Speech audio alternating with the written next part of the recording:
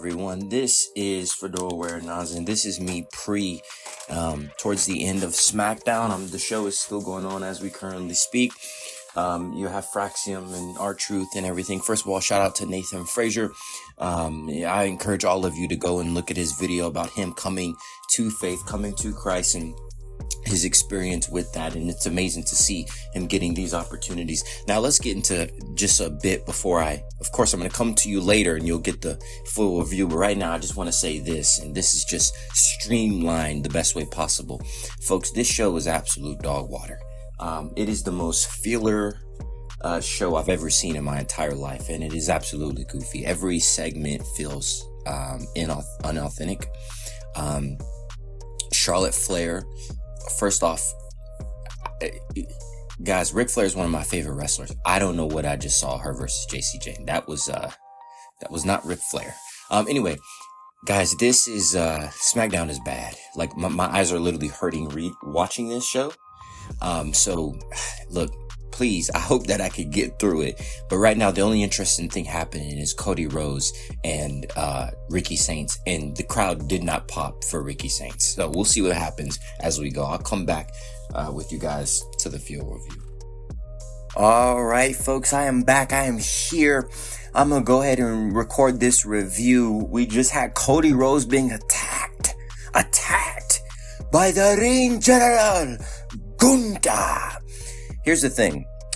I think this is going into a direction where Cody Rhodes is going to be turning heel. And I don't think it's going to be in a conventional way. I think this man is going to go crazy. What I mean by heel is I think Cody Rhodes is going to still remain face, but he's going to be incredibly aggressive. Okay, let's get into what happened. The show's still going on. Apparently, it's like Usos versus MFT for the main event. Folks, why isn't the champion closing out the show? Who is writing the show, bro? Like, why isn't the champion closing out the show? Do they not have faith in Cody to close out the show? It makes literally no sense. I don't know why we're closing it out. Unless Roman Reigns or The Rock show up tonight, where we're doing something for no reason, right? So listen, what happened was Cody and Saints, as I already covered earlier, they had a little interaction. It was pretty interesting. And Cody and Saints, they're talking back and forth. And Saints is saying, hey, I am back. I am here. And the revolution is televised. Here's the problem. I don't know if it was my TV or what, bro. Nobody popped for Ricky Saints, bro. Twice. Nobody popped for Ricky Saints. Now, it could just be the crowd. But at the same time, it's the presentation. WWE has this thing, is similar to AEW, where they just expect people to know who people are. If I, for example, don't watch NXT, the only reason why I know Ricky Saints is because he was Ricky Starks in AEW. I don't know nothing about his NXT run. The only thing I know about him is him being in AEW. That's me when I used to watch AEW. Now, can you imagine a fan who literally does not watch AEW and pays no attention to NXT like I do? They have no idea who he is. So presentation was, and I think they should have did a better job. He came out, he cut a promo, he interrupted Cody. It should have been better. It should have been better. Like, not the promo itself, but like him coming out and doing his entrance and stuff. Like, people they're not gravitating towards it. You just interrupted the biggest face in the company, right? And so I think they should have presented that a little bit better. They could have did some unique things to introduce Ricky Starks coming up, right? Making it look better, making it like, for example, in his promo coming out, Cody should have been quite aggressive. You know, you're interrupting him. Cody shouldn't have said, "Oh, you hear none of that," right? Cody should have been quite aggressive, and Ricky can take that position. So, oh, Cody, hold on, before you go crazy, before you talk, let me introduce myself to the fans. And I think it would have been cool for him to kind of like ignore Cody and focus on the fans, focus on getting that heat, focus on getting those things, because you kind of want to introduce him as this smarmy type character. And then also, I don't think it helped just, I don't know, it's just the presentation. It kind of like, it reminded me of The Rock, and it kind of like a weird imitation. I just didn't like that. I thought that was kind of strange. But anyway, listen, Cody and Saints, they had a match, right? Let me tell you guys something. Cody Rhodes, in my opinion, is the best wrestler right now in the WWE. Better than Roman, Him and Punk are close. But in terms of a wrestling perspective, bro, the man's timing, excellent. Excellent. Facials, excellent. Structure of match, excellent. Every single thing he hits, perfection. This man, this is why they put the strap on him and he carries the company. Because he knows how to do a match that makes sense. He's a guy who, Cody is a brawler. And sometimes that aggressiveness comes out. Like, for example, they had a spot where they're wrestling back and forth. Starks is getting the best of him. He throws Starks to the apron. Starks tries to do all this. Cody just pops him, right? Hits him with a forearm, hits him with a punch. But because Cody is the powerhouse in this situation, the brawler, my goodness, it looked amazing. Because we got to see the dynamics between strength, between the smarminess of Saints. That's the thing. Like, Cody is starting to be more and more aggressive as time goes on. And I think that is leading to Cody potentially turning heel.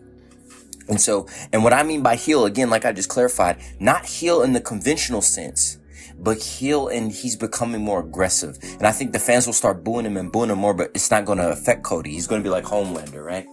So that was what happened. And then the smile was wiped off my face after I saw and listen, I don't mean, you guys know, if you were tuning in a couple of years ago, you know that I was full on Roman and Rock, but I got to give Cody where it's due, especially, having the perspective of actually going through wrestling training and then seeing what Cody, bro, like this man pound for pound is probably the best wrestler right now. But afterwards, Gunther attacked him and my smile right off my face, bro. Gunther attacked him. The ring general attacked Cody. And of course, man, like, I don't understand, bro. Why does Triple H love Gunther so much? Why? Why is we getting Cody versus Gunther, bruh? Oh my goodness, like, bro, Gunther isn't, like, I'm sorry, he isn't, they acting like Gunther is prime Ric Flair. This man is nowhere near Flair.